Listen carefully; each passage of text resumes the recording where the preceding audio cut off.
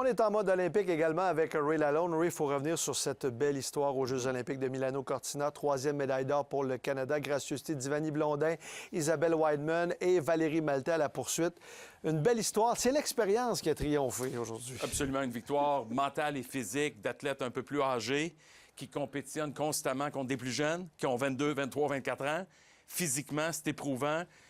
Puis le fait que ce soit des champions défendants encore une fois. De refaire, c'est... Refaire l'exploit, ça, c'est incroyable. Alors, bravo à ces dames-là. C'est tout un exploit. Ça a soulevé le pays au complet. Parce qu'on a besoin de médailles d'or au niveau du Canada. Puis ça, c'était attendu. Puis la satisfaction, parce qu'il y en a certaines, ça sera le dernier jeu, mais on a besoin de médailles d'or. C'est à regarder ça, tu sais, les relais de même, là, puis les deux équipes en place en même temps, puis tu vois à l'écran, là, ça donne tout un spectacle. Dans les belles histoires, évidemment, il y a celle de Michael Kingsbury. Dimanche, il a remporté sa 2e médaille d'or olympique. Ça lui en fait 5. 100 victoires en Coupe du monde. C'est un très grand athlète. Et quand on commence à vouloir comparer l'impact qu'il a dans son sport versus d'autres grands athlètes, on se dit peut-être qu'il est dans la même catégorie que certains grands athlètes sur la planète. Au Canada puis au Québec, c'est à mon avis, là, puis j'inclus Wayne Gretzky dans l'équation. À mon avis, dans l'histoire du pays, sur une période de 12-15 ans, en moment critique, il y a une Coupe du monde, puis en parallèle, à tous les 4 ans, il y a les Jeux olympiques. C'est un athlète absolument légendaire. Parce que c'est exigeant, c'est physique, c'est un sport individuel, Luc. Il est resté en santé, il est resté motivé. On le voyait gagner, puis l'été d'après, tu le voyais encore à l'entraînement travailler aussi fort, de façon aussi déterminée, à revenir, puis à combattre, puis aller jusqu'au bout de ses ressources. Non, mais dans la catégorie des grands athlètes canadiens, dans un sport qui est moins connu, qui n'a qu'un cycle de tous les 4 ans, qui refait surface, non, mais c'est certainement un des plus grands athlètes, sinon le plus grand. Puis j'enlève rien à Gretzky. Gretzky a joué 20 ans dans la Ligue nationale, il a eu 4 Coupes Stanley, puis il a eu 10 trophées Art Ross, puis il y a 57 records de la NHL. Mais c'est pas une domination exclusive comme Michael Kingsbury a fait au cours de sa carrière. Il a évolué, Luc, avec... Exact. Non, avec tous les jeunes, puis avec le sport qui s'est développé, puis une discipline de plus cette année. Non, mais il faut lui donner crédit. Là, on n'en parle pas assez de Michael Kingsbury. Intimidant. Ses statistiques sont affolantes. Le 100 victoires, en 169 départs en Coupe du monde, c'est 143 podiums. 16 départs au championnat du monde, 15 fois sur le podium, 9 titres de champion du monde. Tu sais, quand on voyait Nadal arriver à Roland-Garros, on se disait, il va gagner. Bien, c'était un peu ça, Michael. C'est exactement. Dans la catégorie là, des Schumacher, des Tiger Woods, des Jack Nicklaus, 18 titres de Grand Chelem, puis je pense qu'il y a un autre 75 deuxième place à peu près. Non, mais j'ai pas le chiffre précis. La domination, Jack Nicklaus. Tiger Woods, c'est légendaire. Mais s'il y avait comme une espèce de mural là, de grands athlètes mondiaux, Kingsbury ferait surface. Parce que Woods, quand il arrivait sur le dimanche, on se disait, hey, bonne chance à celui qui est avec lui. Et quand Nadal arrivait à Roland-Garros, on se disait, c'est une victoire assurée. Absolument. Donc, dans le cas de Michael Kingsbury, ça va être c'est très impressionnant. Il faut parler de la performance maintenant, ou la pression de performance. Dans le cas de Kingsbury, c'est pas un problème. Non. Mais il y en a, on l'a vu durant les Jeux olympiques, que ce soit ce patineur américain qui a failli à la tâche lors de son programme libre, et ce Norvégien en slalom qui a décidé d'aller se calmer dans le bois. Ça fait partie des Jeux olympiques. Cette pression-là, elle est unique aux Jeux olympiques. Tu sais, les Jeux olympiques viennent avec beaucoup d'attentes, beaucoup de pression. Puis plus tu es bon ou bonne, plus tu performes au fil du temps qui mène aux Jeux olympiques, plus les attentes sont élevées. Puis tout le monde ne gère pas ces moments-là. Encore une fois, je le répète, ça passe à tous les 4 ans. Fait que c'est pas simple, là. Je pense à Simone Biles, peut-être la meilleure gymnaste de l'histoire du monde, qui en 2021 s'est retirée là, de la compétition à cause de la pression mentale. Pensez à Naomi Osaka au tennis. Pensez à Mikaela Shiffrin, qui est la skieuse en descente, en slalom géant, la plus titrée de l'histoire, avec elle aussi plus de 100 victoires, qui a eu des problèmes, des difficultés, de stress, d'anxiété. Le jeune, le Milanine, là, je veux dire, le gars venait de tout gagner, 7 compétitions de suite. Il est surnommé aux États-Unis le Quad God. C'est-à-dire, c'est des quadruplés qu'il fait.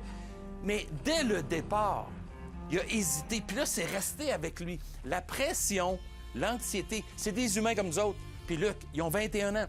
Il y a des avocats qui ont des causes devant un jury, c'est de la pression. Tu es un animateur télé, tu as de la pression. Il faut que tu sois alerte, il faut toujours que tu sois sur la coche. Il y a des ingénieurs mécaniques. Il y a toutes sortes de types de disciplines. Le gars s'en va en conférence, il y a 200 personnes devant lui. Il y a de la pression. Il faut que tu sois capable de livrer. Mais un athlète olympique, dans ce moment-là, c'est peut-être ta seule occasion d'être devant un événement si grand. Fait que c'est normal que la pression joue un enjeu. Oui, c'est comme le Norvégien McGrath en slalom, qui a une médaille d'or à aller cueillir, rate une porte, et là, c'est sa réaction. Ouais, Lance un bâton, puis il Ouais. décide d'enlever ses skis, puis s'en va dans le bois Ouais. pour Ouais. décanter. Parce que tous les athlètes ont leur façon de vivre une déception. Ouais, mais on doit le comprendre comme humain. Là. Peu importe Ah dans oui. quelle discipline, que ça soit un athlète ou non, c'est difficile. À un moment donné, ça devient trop. Puis dans ce cas-ci, on voit des exemples concrets devant nous depuis des années. J'aime mieux voir un athlète aller se reposer dans le bois qu'arriver en bas et avoir peut-être un Bien sûr, comportement. C'est bien mieux sûr. de décanter à ta façon. Mais bref, on va avoir droit au match attendu là, dans cette finale en hockey féminin entre le Canada et les États-Unis. Mais là, j'ai l'impression que pour la première fois, c'est toujours la même finale, mais que la disparité entre les deux équipes est plus grande que jamais. Est-ce que c'est pas au niveau du développement maintenant on voit vraiment qu'aux États-Unis, on développe peut-être mieux nos joueuses de hockey? Bon, tu as mis le doigt dessus, Luc, mais il faut d'abord commencer par comprendre qu'aux États-Unis, il y a de plus grandes infrastructures. Exact. Il y a plus d'argent. Voilà. Il y a plus d'engagement vers le sport amateur. Les universités, en commençant par la NCAA, qui est un peu la gouvernance des universités américaines, c'est une énorme industrie de plus de 22 milliards de dollars US annuellement.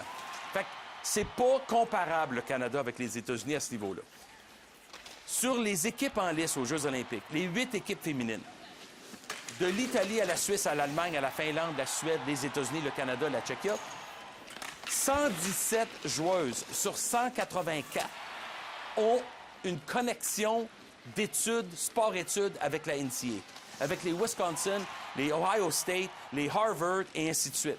117, c'est 64 des joueuses ont évolué dans la NCAA. Ce sont des ex-collégiennes, ou pour les États-Unis, Luc, actuellement, 7 collégiennes actuelles, très jeunes, qui n'ont même pas encore atteint leur sommet en termes physiques.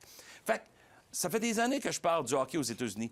Ça fait 33 ans que les équipes américaines gagnent la Coupe Stanley. Ça veut pas dire qu'ils sont meilleurs que nous autres. Ça veut juste dire que ça popularise le hockey. Ça veut juste dire que ça rayonne. Puis que, soudainement, il y a un plus grand intérêt vers ce sport-là.